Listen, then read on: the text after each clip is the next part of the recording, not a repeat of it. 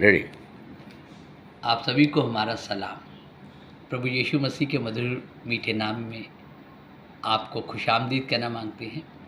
और आज के दिन हम एक टॉपिक पे बात करेंगे। पिछले कई दिनों से कई लोगों ने मुझसे इस टॉपिक पे बात करी और हमेशा वो पूछना चाहते थे कि इसका अर्थ बताइए जो परमेश्वर के वचन में दिया गया है। और जो बातें हैं उससे मैं समझ नहीं पाया कि इसका अर्थ क्या है, ये प्रभु को समझाना क्या मांग रहा है।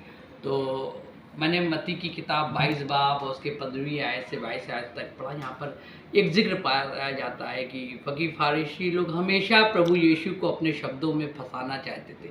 वो ऐसे ऐसे सवाल करते थे ताकि प्रभु यीशु मसीह उनके सवालों में फंसे, लेकिन कभी ऐसा मुमकिन नहीं हुआ। हमेशा वो बेधड़क होकर किसी की परवाह किए हुए उन सवालों का जो वो लोग किया करते थे उन सवालों का जवाब देता था। ऐसे ही एक सवाल उन्होंने प्रभु यीशु मसीह से किया कि क्या केसर को टैक्स देना उचित है कि नहीं है। अब आपको बता दें कि टैक्स लोग जो दिया करते थे उसका कारण, जैसे आज भी हम लोग अपने घरों में क्या करते हैं, बहुत से टैक्सेस देते हैं।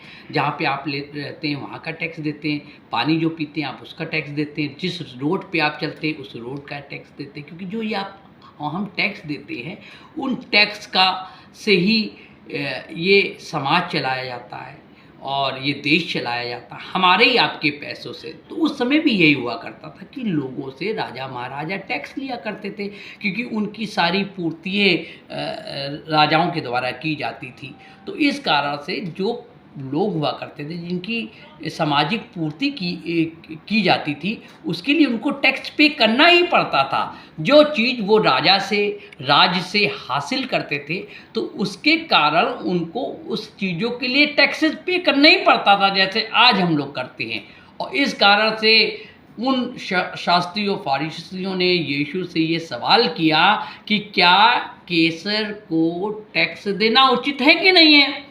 तब यीशु ने उस सिक्के को लिया और उससे कहा कि केसर को दो और परमेश्वर का परमेश्वर को दो। बात तो सिर्फ इतनी थी कि वो सिर्फ इतना जानना चाहते थे कि भाई केसर को टैक्स दिया जाए कि ना दिया जाए, जिसका लाभ समाज जनता उठाती है। उन लाभों के बदले में जो टैक्सेस हमें देने पड़ते हैं हम दे कि ना दे। लेकिन जब यीशु ने उनको जवाब दिया तो उसको ये कहना इसलिए पड़ा क्योंकि उन दिनों यीशु लोगों को प्रचार करता था, यीशु लोगों के बीचों में जाकर उनको चंगा करता था, यीशु लोगों की देखरेख करता था, लोगों को शिक्षा दिया करता था, आध्यात्मिक रूप से लोगों के बीच में वो सेवा कार्य कर रहा था।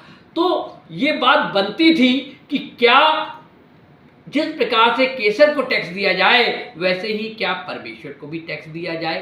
तो यीशु ने ये बात उनको समझाने के लिए कि आज के युग में कई बार ये प्रश्न उठता है कि क्या भाई हमसे, तो मेरा तो बहुत सामना लोगों के साथ होता है कि भाई हमारे मंचेस में, हमारे फीस्ट में, हमारे जो फेस्टिवल्स होते हैं या हमारे चर्चेज़ में राजनेता लोगों को आना चाहिए या नहीं आना चाहिए, या वो समाज में जो बहुत बड़ा ओहदा रखते हैं, प्रशासनिक व्यक्ति हैं, इनको हमारी फेस्टिवल में, हमारे प्रोग्राम्स में, हमारे चर्चेज में आना चाहिए कि नहीं आना चाहिए। बहुत से सवाल ऐसे उठते हैं। आपको बता दें कि यही बात यीशु बताना मांग रहा था कि जो अधिकार उनका है आपको उनको देना है और जो अधिकार परमेश्वर का है आपको परमेश्वर को देना है। बाइबल में यहाँ ये लिखा है कि जो भी ये आला अधिकारी हैं, अफसर हैं, राजा हैं, बादशाह हैं, मंत्री हैं, प्रधानमंत्री हैं, जो देश चलाते हैं, जो हमारी देख रेख करते हैं, जो हमारे ऊपर शासन करते हैं, प्रशासनिक अधिकारी हैं, हमको उनके ताबे रहना है। ये सिर्फ लोगों के लिए बात नहीं है। हम